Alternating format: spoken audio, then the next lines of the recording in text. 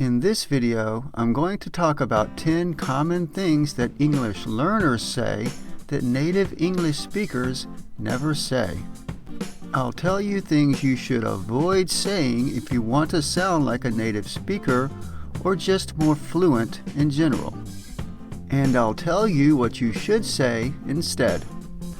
Let's get started. Number 1. Don't call people teacher. There are a lot of great English teachers on YouTube. However, if you want to sound or comment like a native speaker, you should not call them teacher. I've noticed many English learners calling people teacher on YouTube, and it's something that is very odd for native speakers. We do not call people teacher. It sounds childish at best in English. So call your English instructor by their name, or if you want to use a term of respect, use Mr. or Miss with their last name if you know it. And if you plan to live in an English-speaking country, learn not to use teacher as a term of address. Of course, it may be perfectly appropriate to your culture if people regularly speak English where you're from. This tip applies to native English-speaking countries, to people from England, Canada, the United States, etc. Number 2. Saying infos instead of info. We use the word info as a shortened form of the word information. I can give you some info on just about any idiom you can find. Something I've noticed English learners say is infos with an S. You cannot pluralize information or info. It's a non-countable noun. Even when there is more than one piece of information, it's still just information or info. Never say infos. You can say some info to cover almost all situations. If you want to say it in a plural way, say pieces of info or kinds of info, etc. However, there is usually no need. I need a few pieces of info from George before I can answer your question. Even better, I need to get some information from George. Number 3. Use the word get more. The word get is one of the most useful words in English. It has something like 289 different uses.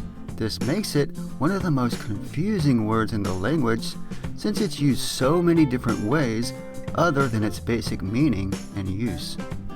To sound more like a native speaker, make it a point to learn how to use the word get, as it will replace many words that make your English sound too formal and unnatural.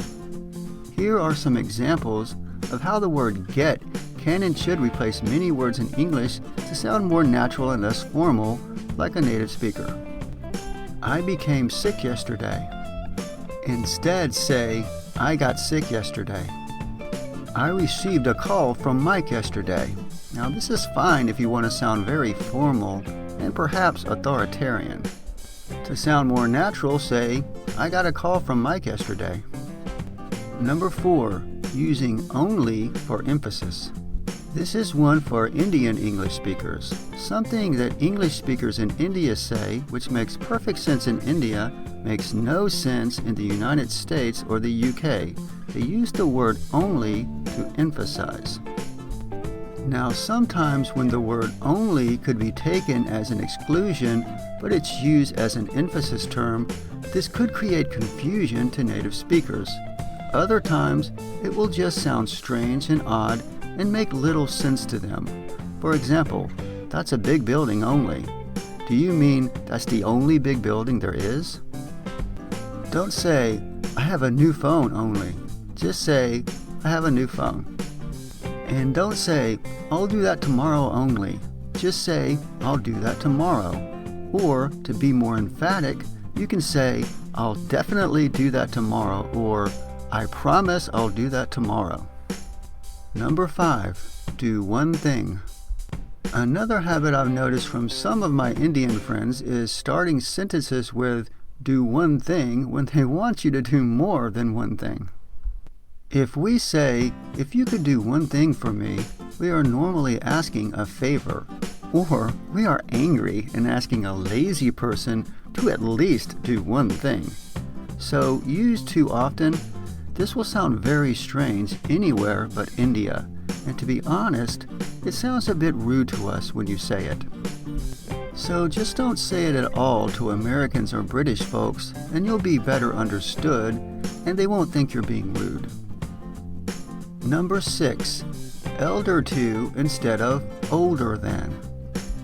When we want to say that one person has lived longer than another person, we say they are older than the other person. We never say they are elder to the other person.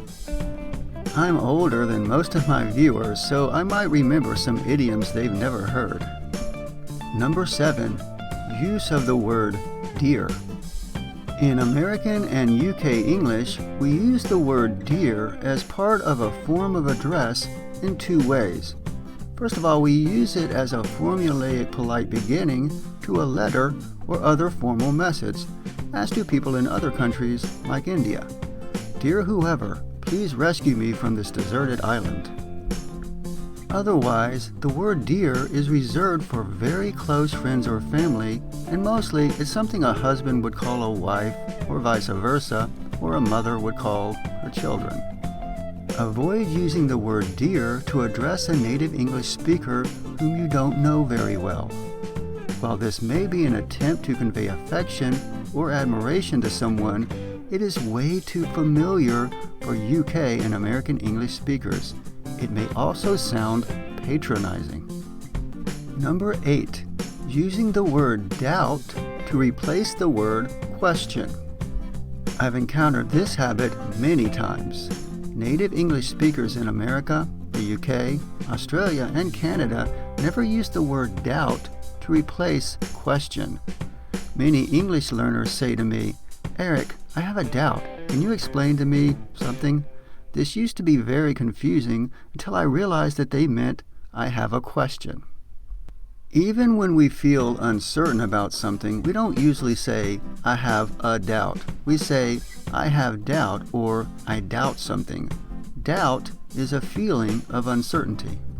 See, a question is about information or the facts, whereas doubt is about one's assessment of the information.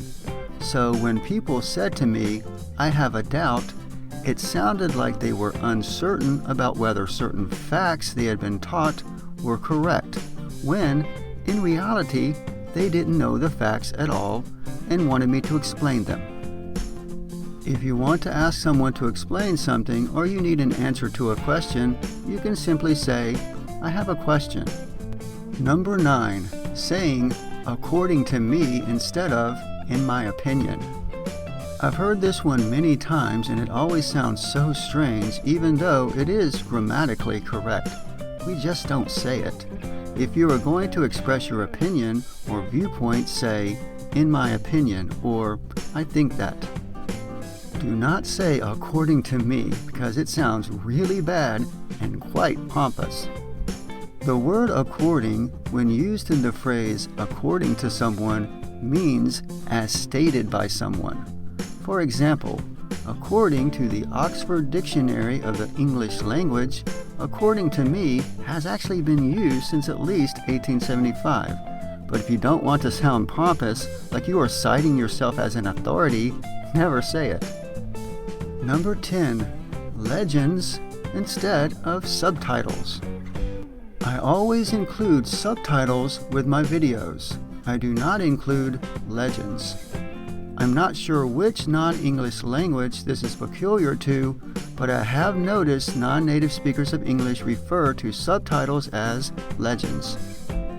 Now, the two words subtitle and legend are somewhat semantically related. While the word legend in English primarily refers to a traditional tale about a person or occurrence that has never been proven as real, an historical myth, if you will, the word legend can also refer to words used underneath or next to a map, also called a map key, a picture, coin, statue, or exhibit that explains something about it, such as what it is. If you visit a museum, you might find printed legends next to or in front of the exhibits.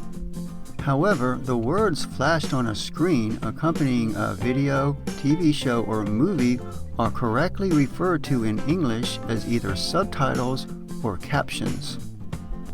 Subtitles are a translation of the spoken part into another language. Captions are the text version of the spoken part of a recorded program, and they exist primarily for the deaf. So there is a difference between subtitles and captions, but most people in everyday use don't care about this difference.